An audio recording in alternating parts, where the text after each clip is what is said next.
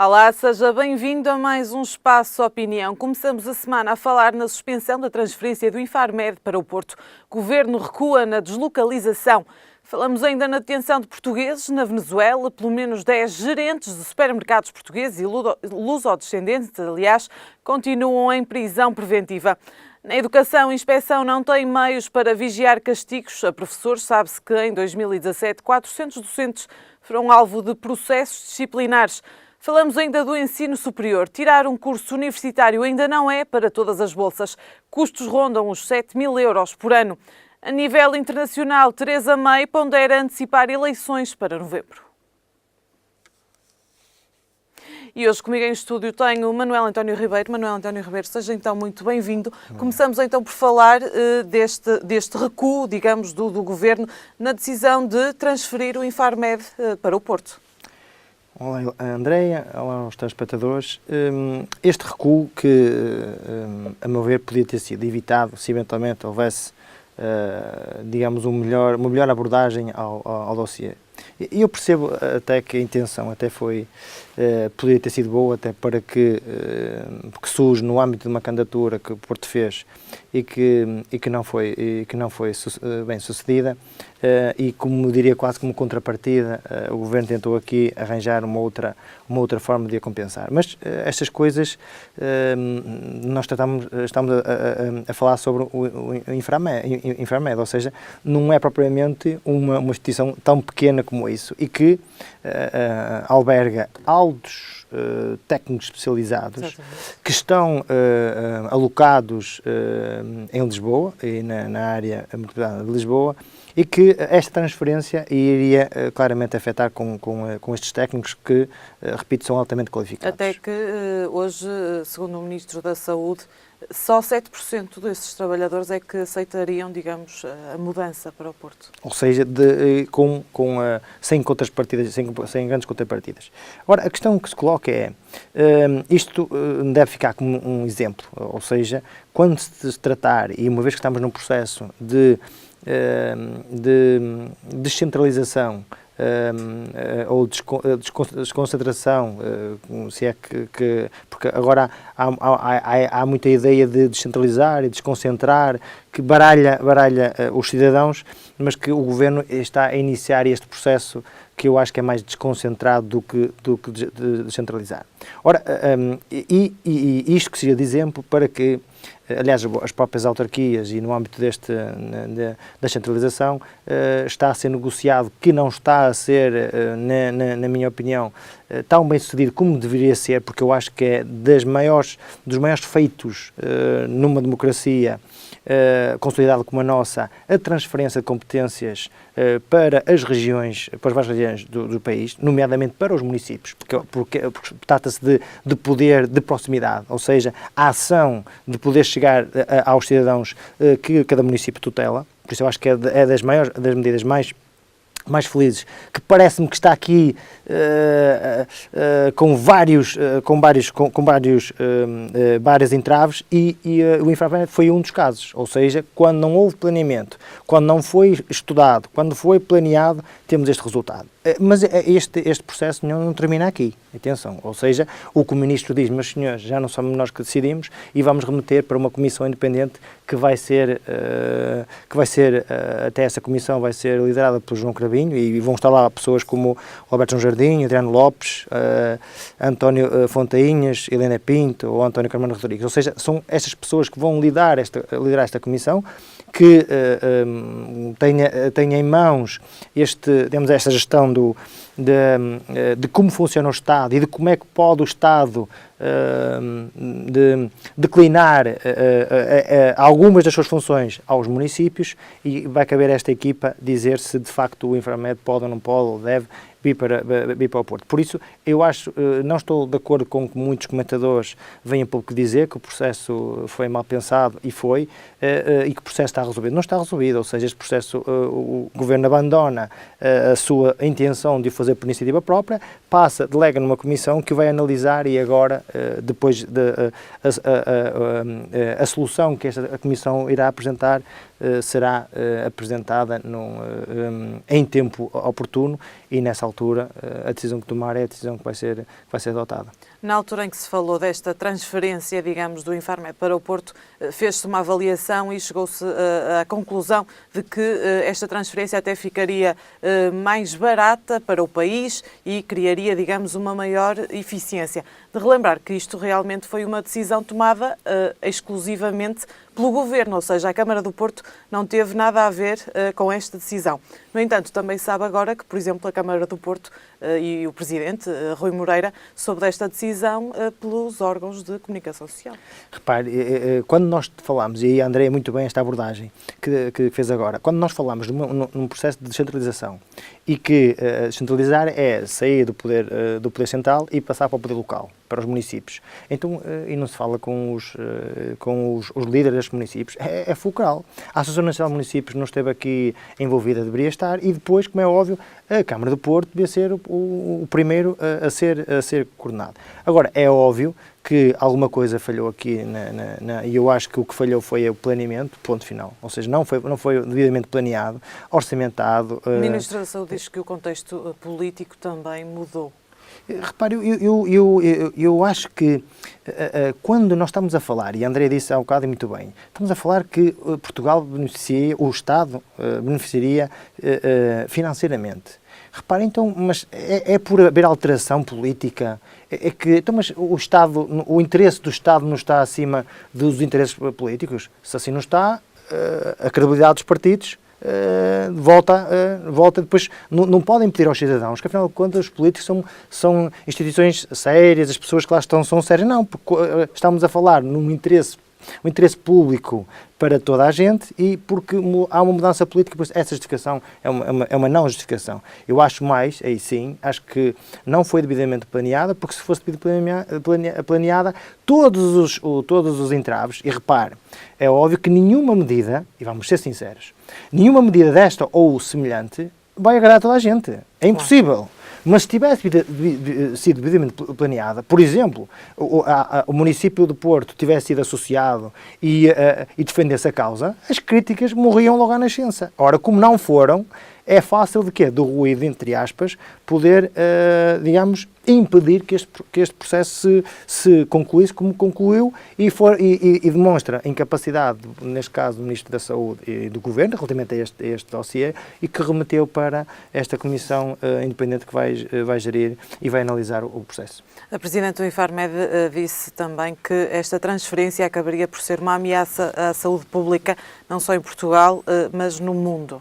Eu acho que aqui há um exagero por parte da Presidente do Infarmed. Eu acho que devidamente planeado, feita a passagem, porque pode acontecer até um incêndio, ninguém está livre de acontecer, quer dizer, e há sempre um plano B, desde que seja, repito, com feito planeamento, estruturado, pensado, devidamente com uma concepção com cabeça, tronco e membro, a sua transferência ou transição gradual, ela é feita sem grandes complexos. Aí não estou de acordo com o Presidente do Infarmed. Acredita então que a decisão, há bocadinho disse que realmente acha que a decisão não estará ainda tomada na totalidade, não. Mas depois deste anúncio do Governo, acha que é possível o Infarmed ainda vir para o Porto? Tanto é possível vir para o Porto, como é tão possível ficar em Lisboa. Esta comissão, estou curioso por saber qual é que vai ser a opinião e o estudo desta comissão independente que foi agora que foi nomeada e que será liderada por João Cravinho. Muito bem, Manuel António Ribeiro, falamos então agora de um caso que muito tem dado que falar na comunicação. Na Venezuela, pelo menos 10 portugueses devem estar em prisão preventiva, aliás. O governo português tem acompanhado este caso, mas ainda teremos aqui pano para mangas. É verdade, André. Nós estamos a falar de um país que nós vamos vendo o que se consegue extrair através dos órgãos de comunicação social e o que se consegue extrair não é nada agradável, bem pelo contrário. Assistimos a vários episódios de incoerência, desde incentivarem os venezuelanos a comprar ouro, veja onde é que já se viu, com crianças a morrerem à fome e sem medicação. Veste o líder da Venezuela a jantar num restaurante, um dos restaurantes mais caros de um determinado país, ou seja, isto dá aqui uma imagem de que alguém que está, digamos, descontraído, sem qualquer, parece que não vê os problemas do país. Está marcado para amanhã, a oposição marcou para amanhã uma greve geral, que eu acho que vai dar aqui um novo rumo e um novo passo a uma onda de violência e de revolta, porque apesar das eleições terem sido feitas há pouco tempo e da forma como foram, isto vai ser um país liderado durante algum tempo por alguém que não tem meios a medir para vincar a sua autoridade e a sua ditadura.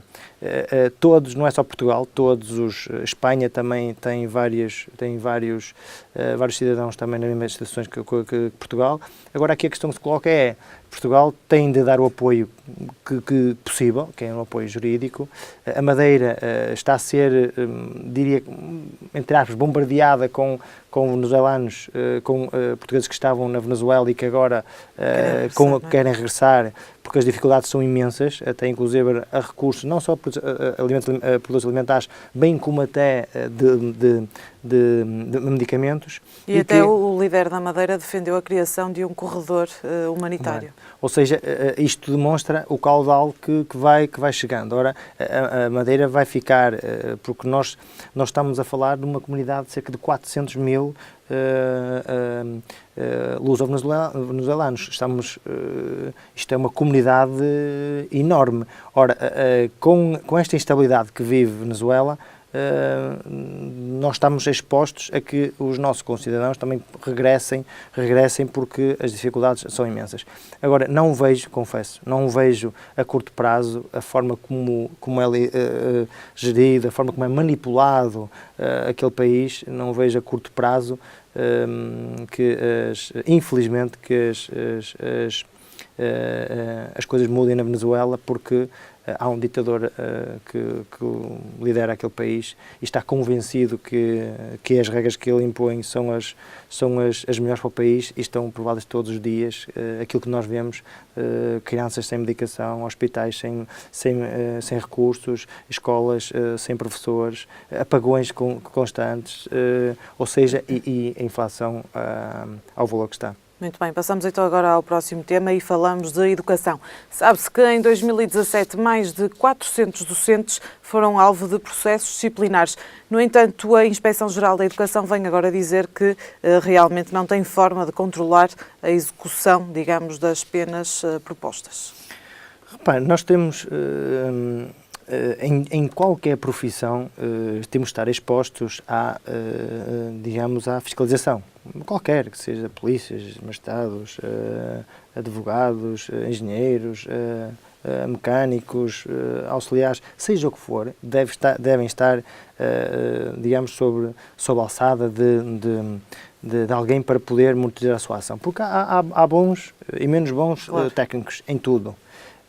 Só que é mau, já não é bom quando os professores, aqueles que eventualmente não exercem a sua profissão com a dignidade que ela assim impõe, porque o ensino não é só uma profissão, é uma arte, porque transmitir conhecimento, e hoje, nos dias de hoje, é uma profissão cada vez mais exigente socialmente. O que é que eu quero dizer com isto? Hoje um professor já não é só aquele, nunca foi, mas hoje cada vez mais. Nós no passado, no nosso tempo, o que é que nós tínhamos? Nós tínhamos um respeito pelo professor, porque o professor o que dizia era lei. Ou seja, nós entrávamos numa sala de aula e tínhamos um respeito total quando sentávamos na sala. O que a professora ou o professor dissesse para nós era sagrado. Hoje já não é assim. Hoje, numa sala de aula, para conseguir ter este ambiente, é muito complicado, tendo em conta os mais variados fenómenos da nossa sociedade. Ora, o que acontece? O que acontece é que os professores, para exercerem essas funções, têm esta missão só por si. Todos aqueles que entendem, pelas mais variadas razões, não cumprem com essas funções, cabe à inspeção e aí fiscalizar. Nós estamos a falar aqui em processos instaurados, só que depois ninguém fiscaliza se eles se estão a ser cumpridos. Se foram ou não essas penas cumpridas, ou esses processos cumpridos. Ora, isso é mau, porque se o professor tem o processo para corrigir o seu comportamento, se o caso não ficar exposto a essa execução, vai estar tentado a voltar a prevaricar. Por isso, é urgente que este organismo, se não tem recursos, passe a tê-los, porque é fundamental os professores terem as suas competências e a sua função cada vez mais apoiada. E apoiada é, inclusive, que as pessoas que não cumprem passarem a cumprir e pelo menos corrigir aqueles que não têm o comportamento mais adequado. Muito bem, Manuel António Ribeiro, ainda na educação falamos digamos, tirar um curso superior. Ainda não é para todas as bolsas e, segundo se sabe, chega a custar 7.000 euros por ano. André, nós temos falado cá sobre isso, sobre algo que ajuda a este resultado. Perdão. Que é a especulação imobiliária. Ou seja, as rendas estão cada vez mais caras, não é? Ou seja, nós estamos a falar em que isto acontece nos grandes centros, Porto e Lisboa.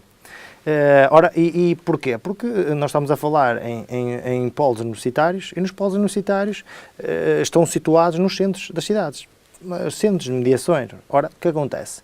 Não é só porque ninguém constrói todo o imobiliário com a perspectiva de quê? De que esse imobiliário seja só para estudantes. Ele constrói com uma lógica de arrendar.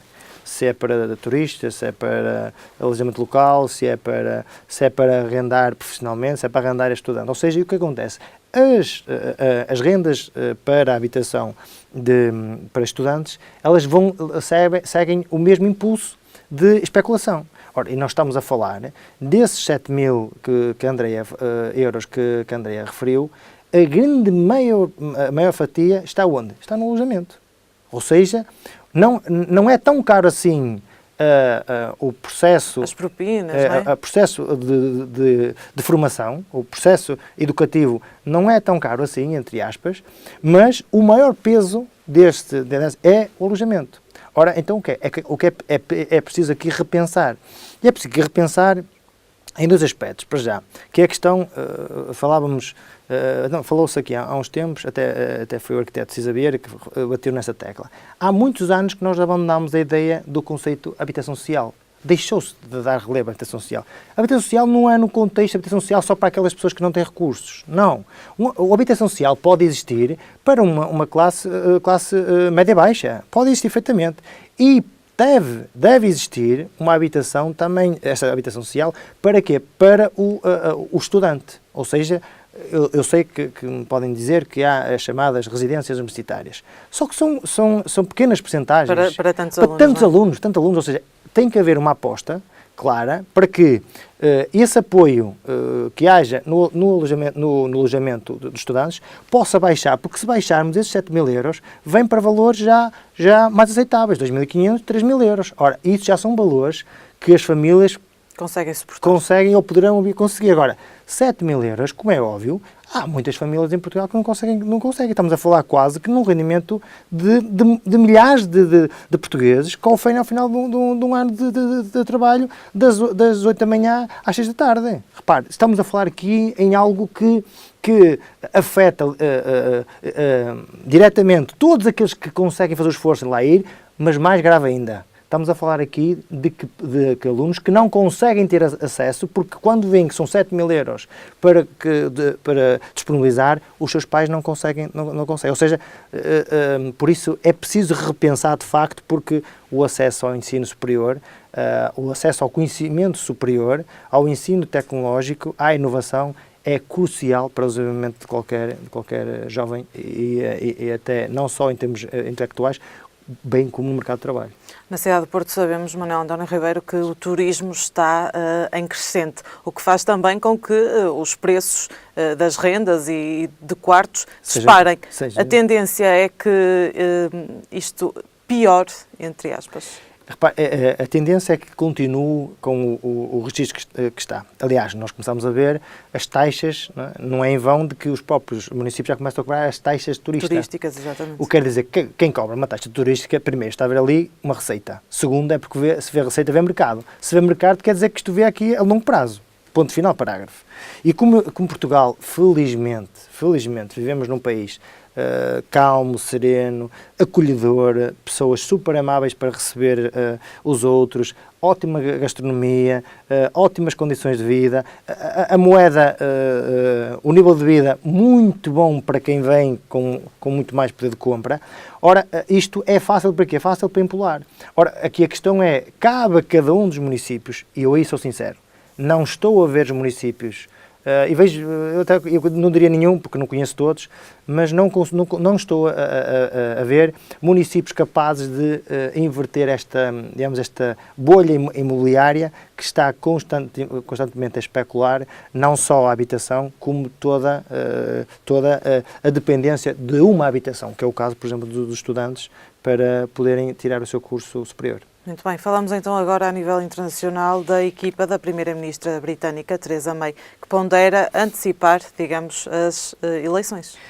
Eu, se fosse a Ministra de Inglaterra, com todos todas as minhas prejuízos para mim, eu, como Ministra, era, neste caso como Ministro, o que eu dizia era tão simples como isso. Meus senhores, porque o argumento da estratégia é evitar um segundo referendo, que eu acho que não vai ser evitado. Aliás, eu acho que para bem da Inglaterra e para bem de ambas, tanto a Europa como a Inglaterra, esta é a pior altura para a Inglaterra sair da União Europeia. Aliás, eu tenho a perfeita convicção de que o primeiro referendo foi um referendo feito em circunstâncias sui generis. A favor do sim. Ora, eu não tenho dúvidas nenhumas que, havendo agora um referendo, o não irá ganhar com uma diferença colossal. E o que acontece? Esse referendo ou acontece o quanto antes, ou se arrastarmos o referendo, o que é que vai acontecer? Vai começar a existir aquela onda de que a União Europeia são pessoas más, porque estão aqui a exigir-nos coisas que são desumanas. E começa a aparecer no interior dos ingleses uma aberração, um sentimento negativo a toda a União Europeia, no género que são vingativos. Não. Até porque nunca foi pensado o projeto europeu em sair alguém. Nunca foi pensado. Por isso é que a Inglaterra está a ser, entre aspas, vítima de que não está essa cláusula para. E agora foi feita uma para adaptar. Ora, a Theresa May o que está a fazer, único e exclusivamente, está a fazer um jogo. Porque já percebeu que o primeiro referendo não retrata o verdadeiro sentimento dos ingleses. Ponto final. E não só, e também já percebeu que com aquela decisão a economia inglesa está constantemente a perder força, a perder energia. Como está a perder energia, ela está a ter dificuldade em manter um acordo que não faz sentido nenhum a saída da Inglaterra, na minha opinião, e acho que deve ser dado um segundo acordo, um segundo referendo. O segundo referendo, aí sim, depois do segundo referendo, convocar eleições. Muito bem. Manuel António Roeiro, sei que agora tenho uma sugestão para deixar de um evento que decorre em Gaia a partir de quinta-feira, correto? Deixo aqui uma sugestão aos telespectadores, que de facto é um evento que é Gaia Todo Mundo, que vai falar sobre a água, a gestão da água no mundo, o cuidado da mesma e a natureza e o impacto que ela tem na natureza, o cuidado que nós temos que ter e devemos ter nos dias de hoje para cuidar da natureza, porque é ela que nos sustenta e que nos põe no planeta, e serão abordadas várias temáticas do uso, da gestão da água. Estarão cá pessoas de todo o mundo que irão falar sobre as experiências nos seus países que têm e que deram um excelente contributo, como gerir os recursos, por exemplo, para zonas que eram desertas e hoje são perfeitamente cultiváveis, e depois a relação entre a água e a agricultura. Nós que vivemos numa era em que a agricultura só existe em larga escala, abandonámos a microagricultura, e com o abandono da microagricultura, o que é que nasceu? Nasceu os terrenos abandonados e hoje vivemos o flagelo dos incêndios. Porquê? Porque no passado as pequenas explorações eram cultivadas e como eram cultivadas eram limpas. Logo, o fogo, em caso de incêndio, era muito mais difícil de propagar-se. Ora, hoje, esta microagricultura e a gestão da água são dois grandes assuntos, dois pilares, e aqui todo mundo tem um mérito. Vai decorrer vários concertos de música, vários concertos de dança, de vários espetáculos ao longo de vários sítios no Cais de Gaia, na zona histórica de Gaia, e que podem visitá-lo através do site www.gtm-gaia.pt. Muito bem, de 27 a 30 deste mês, não é? 27 a 30 deste mês. A abertura será dia 27 pelo Presidente da Câmara e pelo Presidente do Conselho Nacional de Ambiente e Desenvolvimento Sustentável. Muito bem, Manuel António Ribeiro, muito obrigada pela sua presença e até para a semana. Deus. E nós encerramos assim este espaço opinião, mas a informação regressa já a seguir.